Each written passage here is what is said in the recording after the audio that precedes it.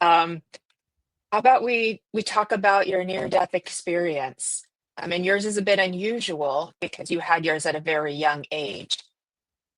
I did. I did. I always have to take a pause before I talk about it because um, I think at least in the spiritual world, we talk a lot about near-death experiences, and it becomes almost rote, like, oh, I had this experience, and it's like there's so much depth to it because there's so much. Sometimes people talk about it and sometimes people don't, like the trauma that comes with it too, like where like you listen to somebody and it's like, oh, I was in a car accident, but it's just comes across as, oh, I was in a car accident and then this happened, but like wrapped within that experience is a lot of trauma. And I'd just like to say that I guess I never realized how much had been wrapped, how much trauma had been wrapped into my experience. So I grew up in Michigan, which is cold, as everyone knows. And I grew up with two older brothers, and they loved to play ice hockey wherever they could. We were a big ice hockey family. I was not, but they were, and my father was involved in ice hockey. So we went to a friend's house, and they had a river. So they had the house, and then there was a hill, and then there was a river that ran by their house. And my brothers were out playing ice hockey with some friends on this river.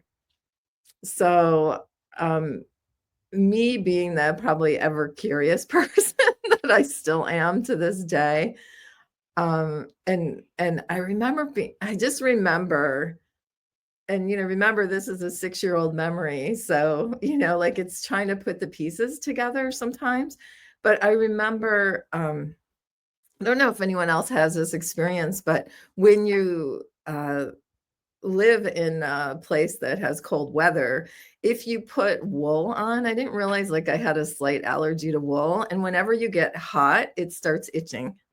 And I just remember being in with my mom and her friend in their house, and I was itching, like my wool sweat, like I started to itch, and it was like, I just want to go outside because I want to stop sweating in this wool, this wool sweater with, I don't even know if I had like a little t-shirt on underneath.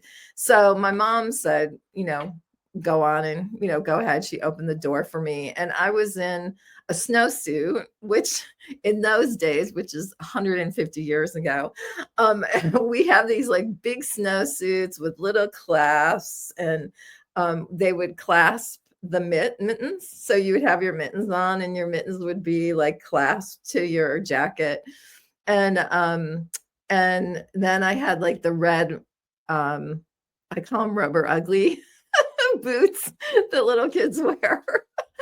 And then I think I also had my hat, the little hat on and tied. And I went down to the river to watch my brothers play. And, consciously, that's all I remembered for years, was that moment of being on the riverbank watching my brothers play hockey. And then the other memory I had is like sobbing hysterically, and my mom's face being in shock. And those are the pieces I lived with for years. And my family's has British by nature. Three of my grandparents came from England, so they have sort of this very stoic nature. So it was never talked about, like me, this, falling through the ice. Nothing was ever talked about, except that once in a while there'd be a reference. Oh, that was when Nancy fell through the ice. But in my name, I go by Annie now, but that's my middle name. But my name as a child was Nancy. So it was just it's just weird, like, to try to be putting these pieces together. And when I was around 45, I don't know why. I don't know why I was gifted with pieces of the memory coming back to me. It does make me understand how when people have been in serious trauma, your brain can shut down some of the information. So what started coming back to me was being under the water.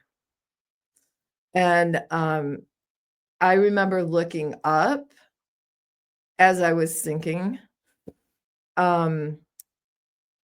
And the river was still running. So even though the ice was formed on top, the river was still running underneath the ice. And I remember if you like look at a kaleidoscope and how everything's fractured, that's what it was like for me. It was like looking up through a kaleidoscope, except it wasn't all different colors. It was shades of grays and blacks and whites. It was just like shades. And I felt held. It's just such a beautiful experience.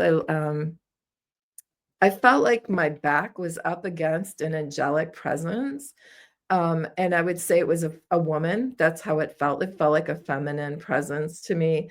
And I felt like I was leaning into this, I call her angelic being, and she had her arms wrapped around me. And I remember seeing her hands, and I remember just feeling, so I went from that very cold, wet, sodden state of being everything, my whole body being infiltrated with this very cold water, ice cold water, to starting to sweat. So I don't know if hypothermia was starting to kick in. And then I went from the panic of, oops, I mean, that's kind of what happens when something happens really fast, is like, oops, I stepped in the wrong place, to feeling so held and so peaceful and so loved. It's like, there's nothing here.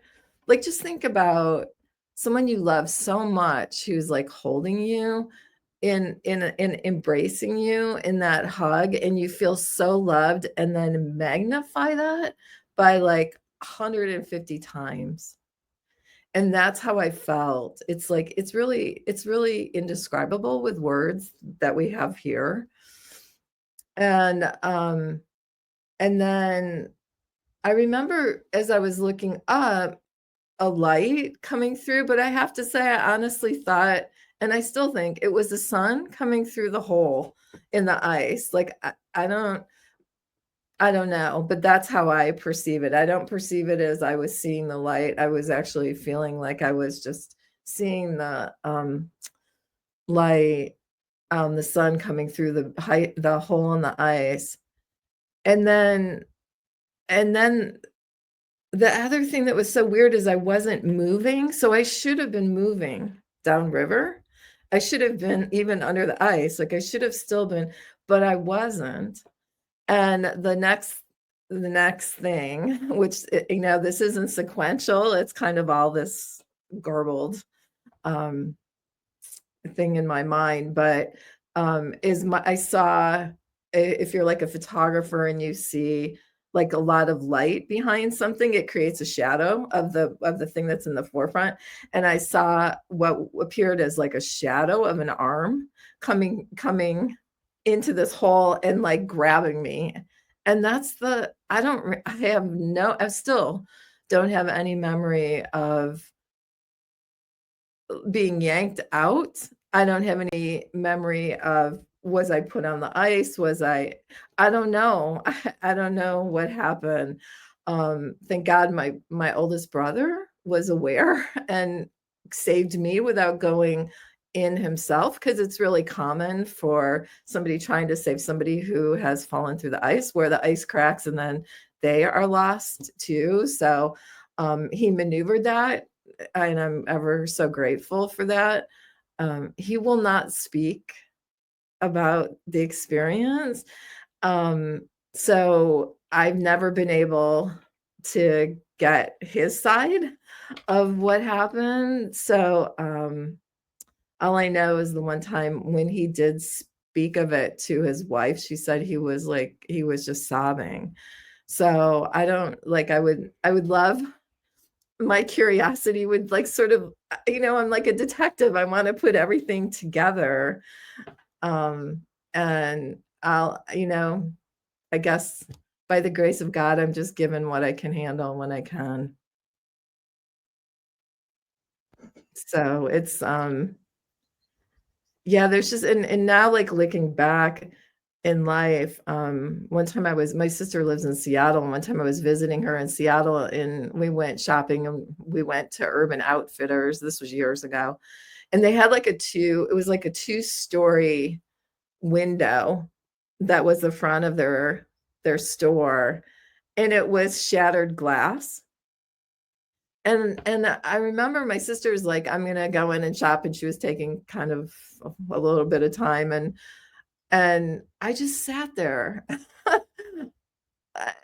I mean, now I think about it, I must have looked so weird, but I remember just sitting there for like the entire hour. She was shopping, just looking at this glass with all the fractures. And when she came out, she's like, "What are you doing?" And I'm like, "This wall, it's just so fascinating." And she was like, "Okay, like, time to take you home or get you a cup of tea or something." But but now I realize it was bringing up that memory of Right. being under the ice. I mean, the closest thing that I can, not that anybody wants to experience it, but is either looking through a kaleidoscope or, like when I was a kid, my grandfather used to give me his prescription glasses that were pretty strong. And so everything seemed kind of wavy and out of place. So that was another, like that's like another experience I've had that sort of simulates that same, experience of what it looked visually to me, but just this angelic presence. And I used to do some work with Raymond Moody, his assistant. And anyone who hasn't heard of Dr. Moody, he's phenomenal. He's getting quite up there now. He was the creator. He's a psychiatrist who actually kept coming across the experience of NDEs. And so he actually started writing about it. So he was the first person that coined, as far as I know it, he was the first person that coined that. So I knew his assistant.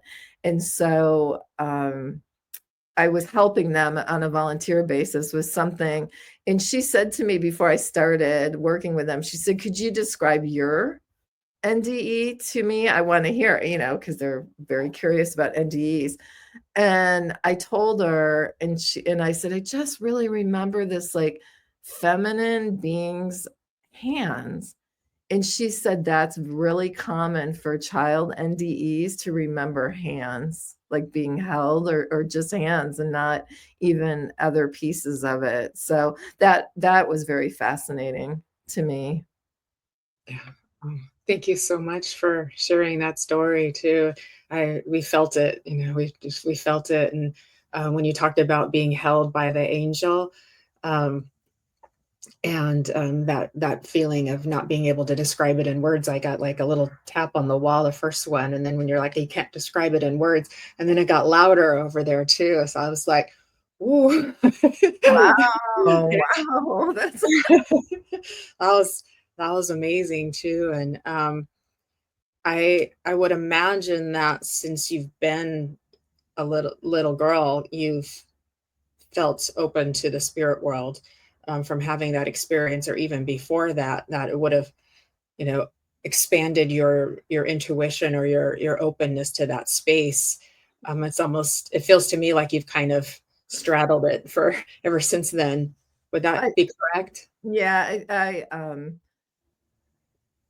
you know, there's two things I need to say. The first is that it's really common for people who have NDEs to then become very intuitive afterwards. Mm. So I think if you know somebody that has a near-death experience, if you can give them that space to be able to explore their intuitiveness, because it's kind of freaky.